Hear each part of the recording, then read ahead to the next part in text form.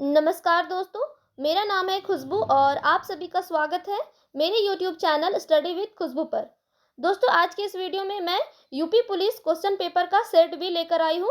दोस्तों, इस वीडियो में मैंने सामान्य ज्ञान के प्रश्न उत्तर कवर किए हैं, इसलिए वीडियो को अंत तक जरूर देखिए। सारे प्रश्न इंपॉर्टेंट है, आने वाली परीक्षा में भी पूछे जा सकते हैं।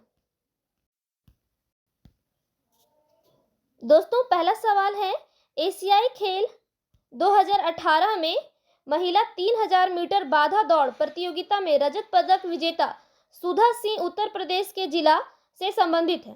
दोस्तों, सवाल है, एशियाई खेल 2018 में महिला 3000 मीटर बाधा दौड़ प्रतियोगिता में रजत पदक विजेता जो सुधा सिंह है वो उत्तर प्रदेश के किस जिले से संबंधित है। तो दोस्तों, इस सवाल का सही जवाब है ऑप्शन सी, रायबरेली।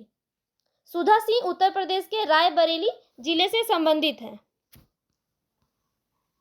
दोस्तों, अगला सवाल है, कब संयुक्त प्रांत का नाम बदलकर उत्तर प्रदेश किया गया था। संयुक्त प्रांत का नाम बदलकर उत्तर प्रदेश कब किया गया था। दोस्तों, इस सवाल का सही जवाब है ऑप्शन बी, 24 जनवरी 1950। 24 जनवरी 1950 को संयुक्त प्रांत का नाम बदलकर उत्तर प्रदेश कर दिया गया था। दोस्तों, अगला सवाल है, काला नमक चावल की किस्म को एक जिला एक उत्पाद योजना के तहत उत्तर प्रदेश के जिले से उत्पाद के रूप में चुना गया। दोस्तों, सवाल है, काला नमक चावल की किस्म को एक जिला एक उत्पाद योजना के तहत उत्तर प्रदेश के किस जिले से उत्पाद के रूप में चुना गया। तो दोस्तों, इस सवाल का सही जवाब है ऑप्शन बी, सिद्धार्थनगर।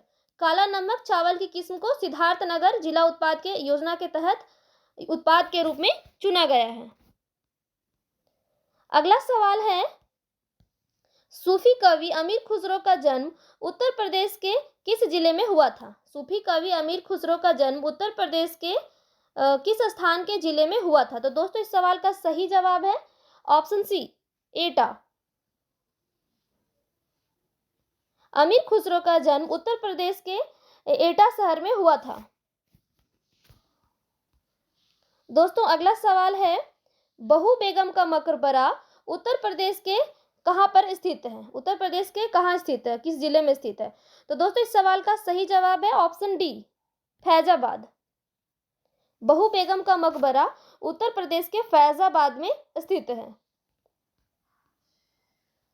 दोस्तों, अगला सवाल है, निम्नलिखित में से किस प्रसिद्ध भारतीय शास्त्रीय गायिका का उसके शिष्य द्वारा प्यार से अप्पा जी बुलाया जाता था। दोस्तों, सवाल है, किस शास्त्रीय गायिका को उसके शिष्य के द्वारा अप्पा जी बुलाया जाता था।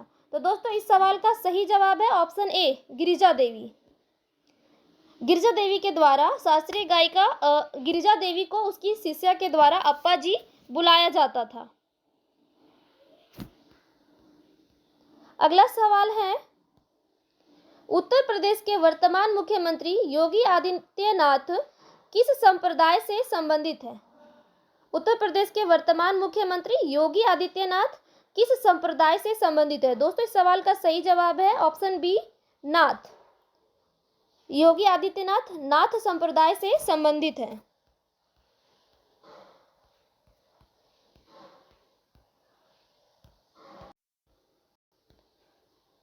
दोस्तों, अगला सवाल है, उत्तर प्रदेश के निम्नलिखित जिलों में से किसकी सीमा नेपाल के साथ लगती है। उत्तर प्रदेश के निम्नलिखित जिलों में से किसकी सीमा नेपाल के साथ लगती है। सही जवाब है ऑप्शन बी, महाराजगंज।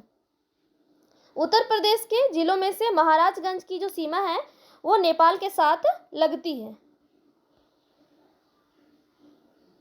दोस्तों, अगला सवाल है, निम्नलिखित में से कौन से सिख गुरु ने 1699 ईस्वी में खालसा पंथ की स्थापना की थी। दोस्तों, सवाल है, किस सिख गुरु ने 1699 ईस्वी में खालसा पंथ की स्थापना की थी। तो दोस्तों, इस सवाल का सही जवाब हो जाएगा गुरु गोविंद सिंह। खालसा पंथ की स्थापना किसने की थी, गुरु गोविंद सिंह ने की थी।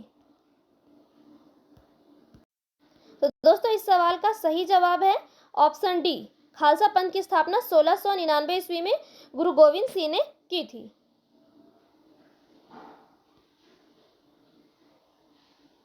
दोस्तों, अगला सवाल है,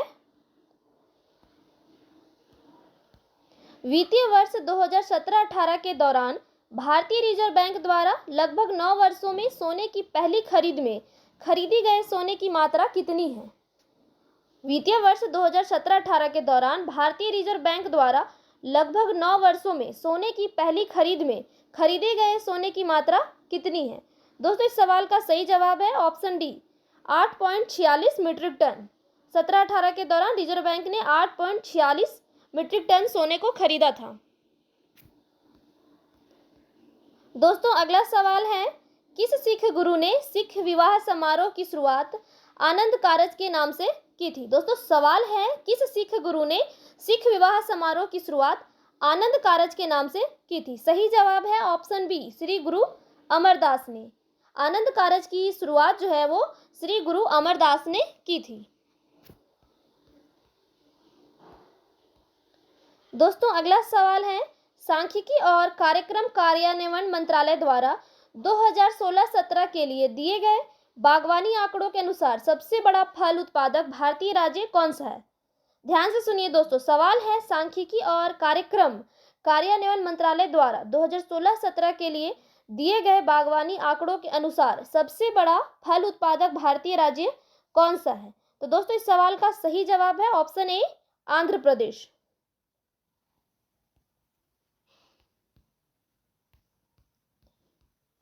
अगला सवाल है,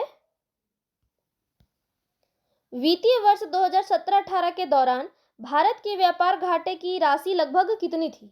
सवाल है, 2017-18 के दौरान भारत के व्यापार घाटे की लगभग राशि क्या थी? दोस्तों, इस सवाल का सही जवाब है ऑप्शन डी, 156.80 बिलियन डॉलर। इस सवाल का सही जवाब है ऑप्शन डी, 156.80 बिलियन।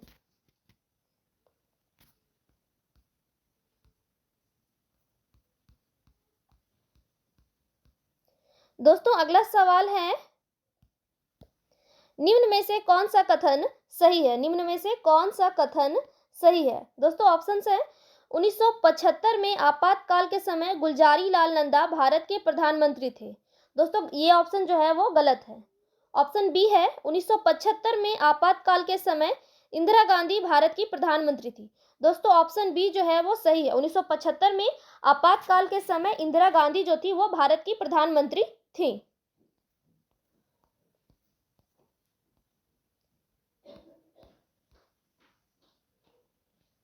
दोस्तों, अगला सवाल है, निम्नलिखित में से कौन सा मिलान सही है? निम्नलिखित में से कौन सा मिलान सही है? ऑप्शन ए है, अनुच्छेद 19 शंख बनाने का अधिकार। ऑप्शन बी है, अनुच्छेद 19 बी किसी पेशे का अभ्यास करने का अधिकार। ऑप्शन सी है, अनुच्छेद 19 ए भाषण और अभिव्यक्ति की स्वतंत्रता का अधिकार। ऑप्शन डी है, अनुच्छेद 19 जी शांतिपूर्वक और हथियार के बिना इकट्ठा होने का अधिकार। दोस्तों, इस सवाल का जवाब आप लोग कमेंट में बताइए। अगला सवाल है, निम्न में से कौन सा कथन गलत है? निम्न में से कौन सा कथन गलत है? ऑप्शन ए है, राज्यपाल राष्ट्रपति द्वारा नियुक्त किया जाता है। ऑप्शन बी है, राष्ट्रपति के प्रसाद पर्यंत राज्यपाल का कार्यकाल रहता है। सी है, राज्यपाल राष्ट्रपति को अपना त्यागपत्र सौंपता है। ऑप्शन डी है, 30 वर्ष की आयु का व्यक्ति राज्यपाल बन सकता है। दोस्तों, इस सवाल का सही आंसर है ऑप्शन डी। ये जो ऑप्शन डी है वो गलत है। राज्यपाल का जो न्यूनतम आयु होता है वो 35 वर्ष होता है। 35 वर्ष की आयु का व्यक्ति राज्यपाल बन सकता है। तो यहाँ पर ऑप्शन ए, बी, सी ये जो तीनों ऑप्शन है वो सही है। ऑप्शन डी जो है वो गलत है। इसलिए इस सवाल का सही जवाब होगा ऑप्शन डी। दोस्तों, अगला सवाल है, भारत के केंद्रीय रेल मंत्री का जो नियुक्ति है वो किसकी सलाह पर किसके द्वारा नियुक्त किया जाता है? केंद्रीय रेल मंत्री को किसकी सलाह पर किसके द्वारा नियुक्त किया जाता है? ऑप्शंस हैं दोस्तों, इस सवाल का सही जवाब हो जाएगा ऑप्शन ए।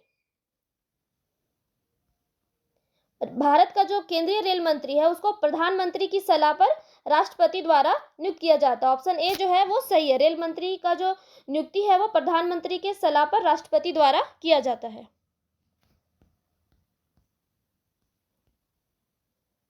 दोस्तों, अगला सवाल है, निम्न में से कौन सा सही है? निम्न में से कौन सा सही है? ऑप्शन ए है, जाकिर हुसैन भारत के पहले मुस्लिम राष्ट्रपति थे। ऑप्शन बी है, मोहम्मद हिदायतुल्लाह भारत के पहले मुस्लिम राष्ट्रपति थे। ऑप्शन सी है फखरुद्दीन अली अहमद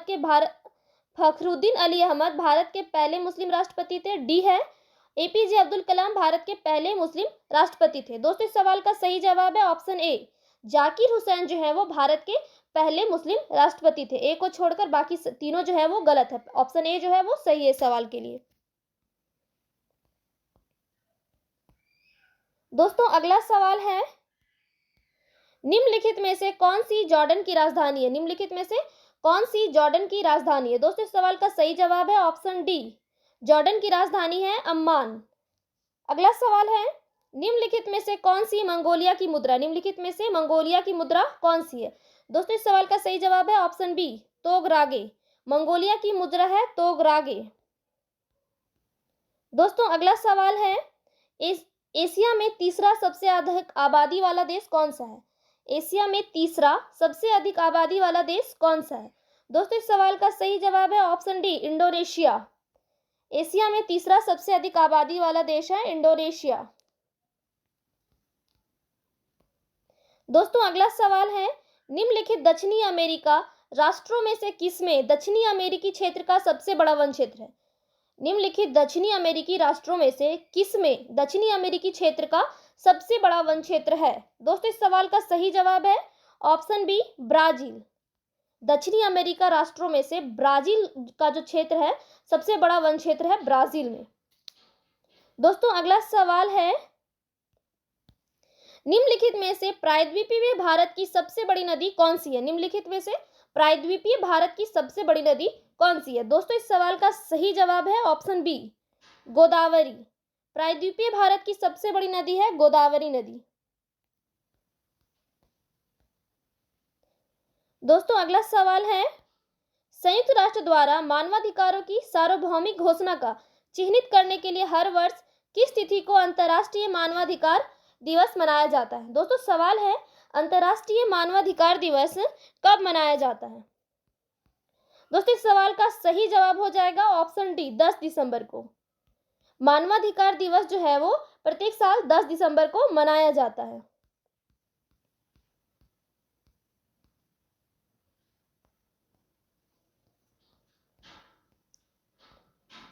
दोस्तों अगला सवाल है, जुलाई 2018 में अमरनाथ मंदिर की तीर्थ यात्रा करने वाले यात्रियों की सहायता के लिए सीआरपीएफ द्वारा शुरू किए गए मोबाइल सहायता केंद्र का नाम क्या है? दोस्तों सवाल है, जुलाई 2018 में अमरनाथ मंदिर की तीर्थ यात्रा करने वाले यात्रियों की सहायता के लिए सीआरपीएफ ने मोबाइल ऐप का शुरुआत किया था, उसका नाम क्या था? तो दोस्तों इसका आंसर हो जाएगा ऑप्शन बी, साथी।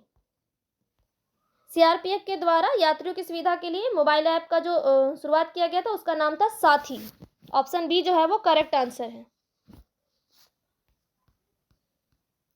दोस्तों अगला सवाल है, अगले 7 वर्षों के लिए निम्नलिखित देशों में से किसके साथ भारत ने अक्टूबर 2016 में अपनी व्यापार संधि का नवीनीकृत कर दिया है? सवाल है, अगले 7 वर्षों के लिए निम्नलिखित देशों में से किसके साथ भारत ने अक्टूबर 2016 में अपनी व्यापार संधि का नवीनीकृत कर दिया है? दोस्तों इस सवाल का सही जवाब है ऑप्शन सी, नेपाल।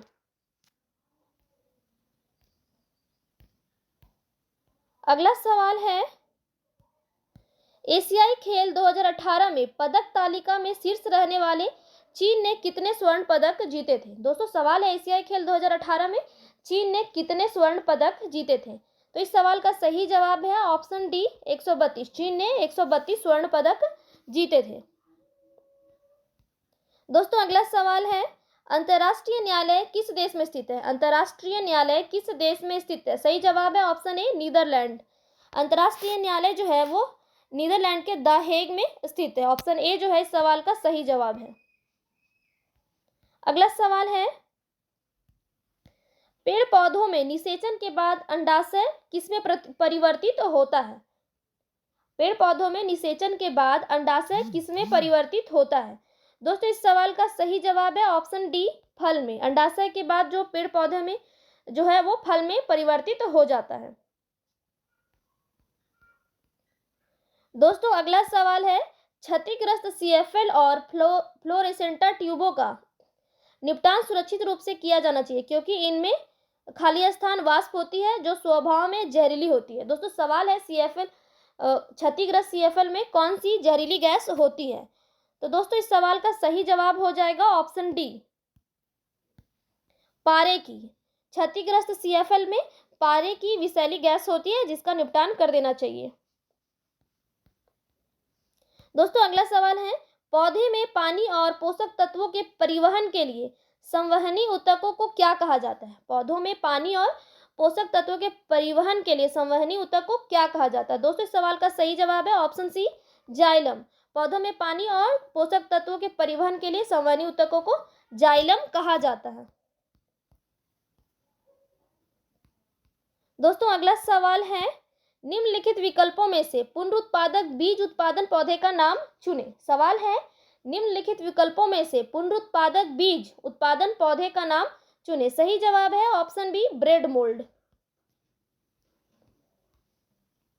दोस्तों अगला सवाल है, किसी भी प्राकृतिक कच्चे माल के बिना बनाया गया मानव निर्मित फाइबर, यह कोयले, पानी और हवा से तैयार किया गया था। यह पहला पूर्ण सिंथेटिक फाइबर था। दोस्तों सवाल है, पहला पूर्ण सिंथेटिक फाइबर कौन सा था या पहला प्राकृतिक कच्चे माल के बनाया गया मानव निर्मित फाइबर कौन सा था? तो दोस्तों इस सवाल का सही जवाब है ऑप्शन बी, नायलॉन।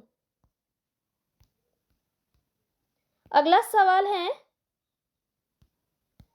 विश्व हिंदी दिवस कब मनाया जाता है? विश्व हिंदी दिवस कब मनाया जाता है? दोस्तों इस सवाल का सही जवाब है ऑप्शन ए, 10 जनवरी। विश्व हिंदी दिवस प्रत्येक वर्ष 10 जनवरी को मनाया जाता है। अगला सवाल है, अधिग्रहित चरित्र की विरासत के सिद्धांत का प्रतिपादन किसने किया? अधिग्रहित चरित्र की विरासत के सिद्धांत का प्रतिपादन किसने किया? दोस्तों सही जवाब है option A, Jean Baptiste Lamarck. Jean Baptiste Lamarck ने चरित्र की विरासत के सिद्धांत का प्रतिपादन किया था। दोस्तों अगला सवाल है, rebooting India realising a billion aspirations नामक पुस्तक के लेखक कौन है? Rebooting India realising a billion aspirations नामक पुस्तक के लेखक कौन है? दोस्तों इस सवाल का सही जवाब है option B, Nandan Nilekani. Rebooting India realising a billion aspirations नामक पुस्तक के लेखक है नंदन नीलेकनी।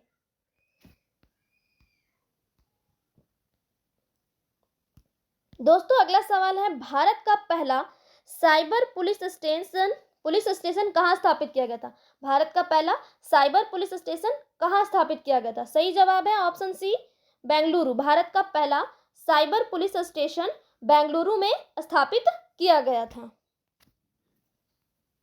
दोस्तों अगला सवाल है, पूर्ण रूप से जीएसटी की सिफारिश किसके द्वारा की गई थी? पूर्ण रूप से जीएसटी की सिफारिश किसके द्वारा की गई थी? दोस्तों इस सवाल का सही जवाब है ऑप्शन बी, विजय केलकर टास्क फोर्स से।